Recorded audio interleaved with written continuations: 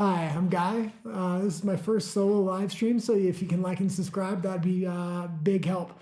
I got Nat over here playing DJ on the switcher board. So today we're going to give you some video highlights of the week. These were absolutely amazing clips that I found. And the first one's a story that Donald Trump has of Tim Walz when he saved his life a few years ago. The next one's going to be Dana Bash and JD Vance. This might be a little bit older than other ones, but man, they go at it. This is an absolutely phenomenal clip. They're talking about eating the dogs, and Dana Bash doesn't seem to like that too much.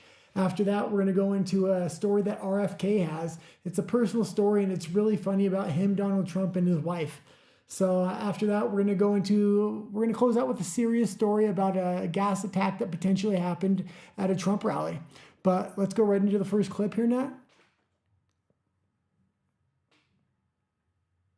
It is funny. Waltz is a strange dude. Oh, he's strange. He is strange. Him and I are the same age. How does he look so much younger? No, he's a strange guy.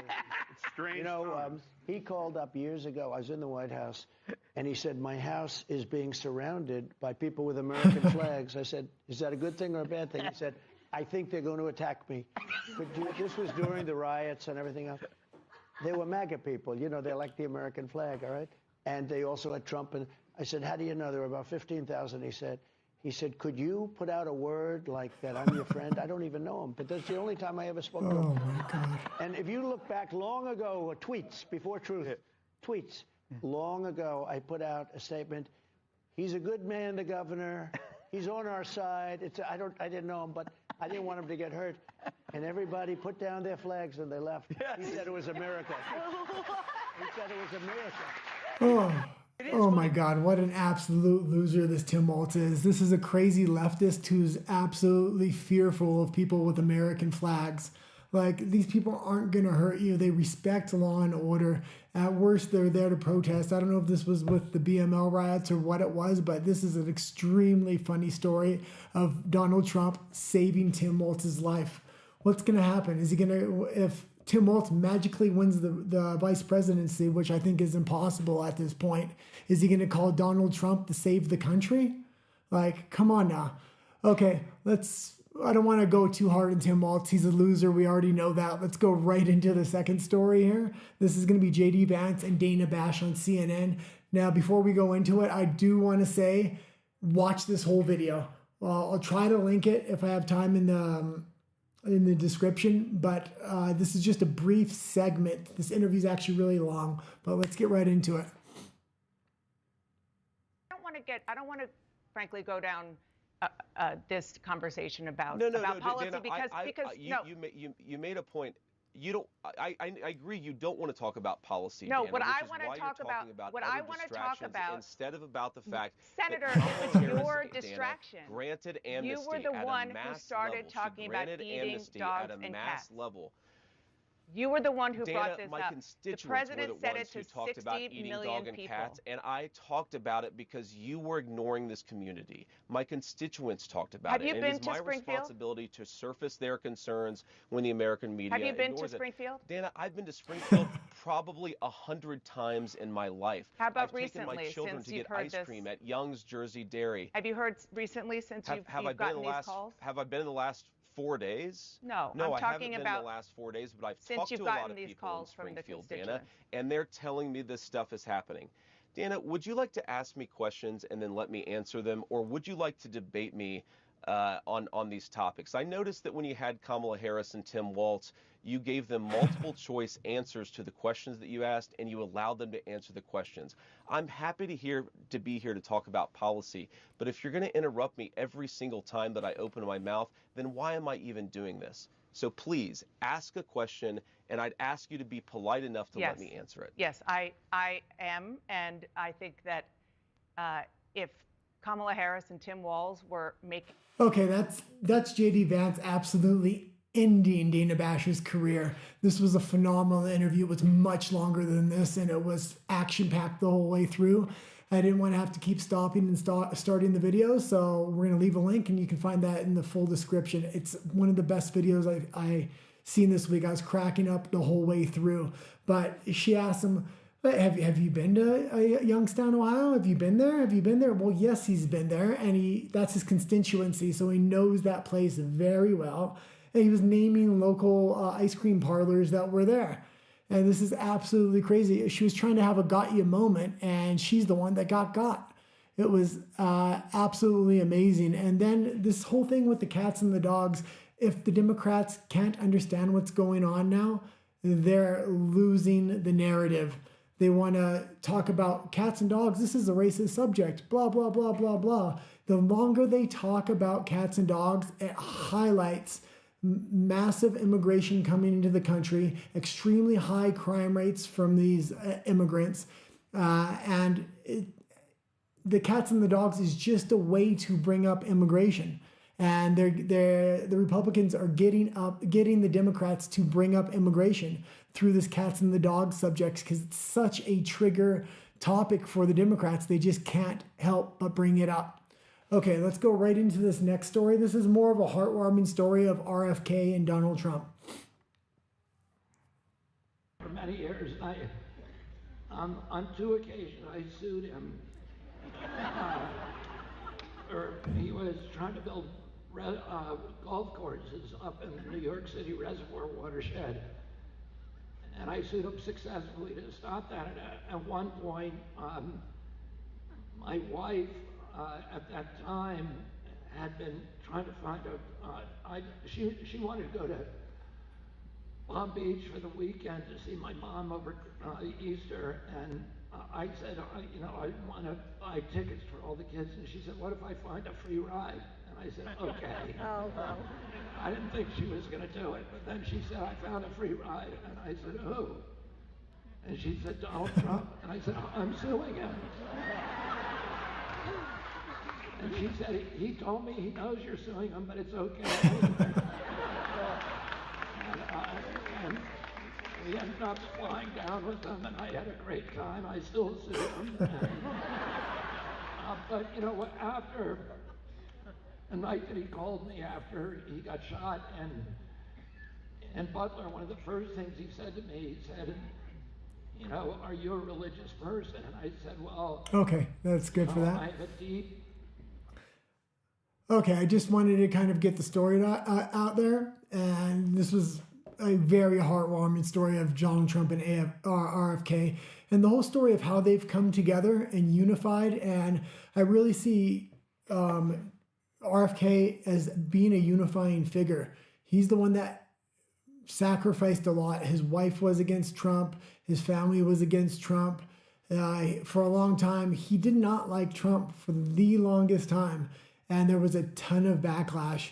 And, he put his personal feelings aside and unified with Trump for the good of the country. And I think come 2028, if RFK is able to have real success within the Trump administration, he is going to be the candidate that really pushes the United States to the forefront. If he's able to win a 4-year and then an 8-year term, he's just full of great ideas. And even though I disagree with him on a lot of things, he is the unifying figure. I think Donald Trump is putting together a unifying party right now, but RFK is really a unifying figure. So we'll see what happens in 2028.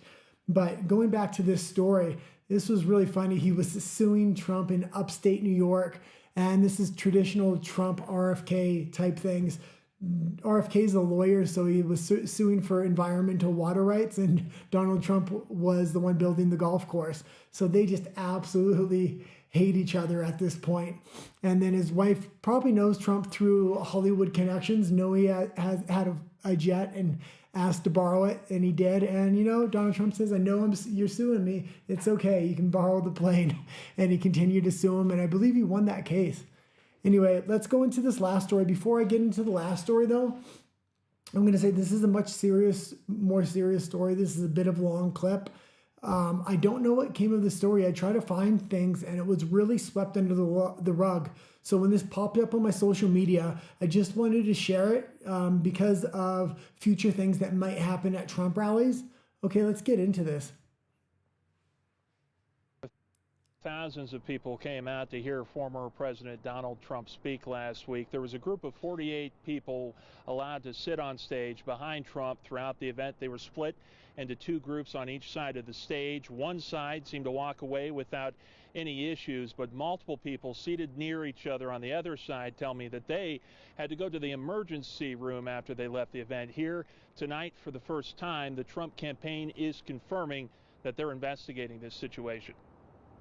No taxes on Social Security benefits for our seniors. More than 2,000 people filled up the Tucson Music Hall Thursday to hear Donald Trump's first speech in Tucson this campaign as Election Day nears. Some of his biggest supporters were allowed to sit behind him on stage, supporters like Mayra Rodriguez, a former director of Planned Parenthood with a notable shift to being pro-life. In 2016, she sat behind presidential candidate Hillary Clinton on stage at an event. Now she supports Donald Trump.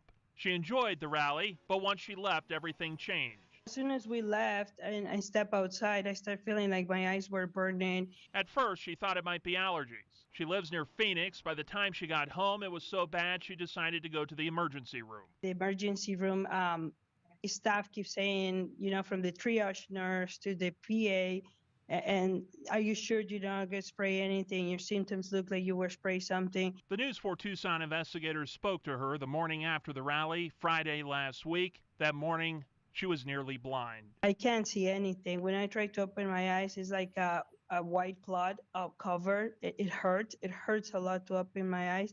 I have this cold cloth that I put on and I take off all the time. But this is horrible. She says the doctors weren't able to determine what exactly caused it. Her initial thought of allergies went out the window when she heard from several others seated next to her at the rally that also ended up seeking medical attention with the same symptoms. Kept getting worse and worse. My eyes. Okay, well, this is a much more serious story. And if you look at this in the context of other things that are going on, we have this potential gas attack at a Trump rally. We don't really know they were investigating it. We don't know what happened, but it was severe enough for several people that were at the rally to have to go to the hospital, which is extremely concerning.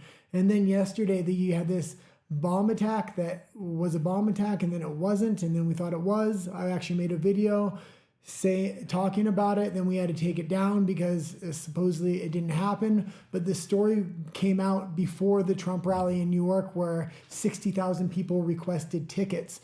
I'm surprised they didn't maybe cancel the rally, but they're trying to put the fear in people with these attacks not to show up to Trump rallies. And that's not to mention the person that got shot at the Trump rally. I mean, you're really putting your life on the line going to these Trump rallies, and people want to be there. They figure Donald Trump took a bullet for this country, and they're willing to show their support no matter what the repercussions are, which these are some hardcore Trump supporters. If they're willing to go out to rallies, especially places like New York, and put their life on the line, they're definitely showing up to the polling booth when November 5th comes around.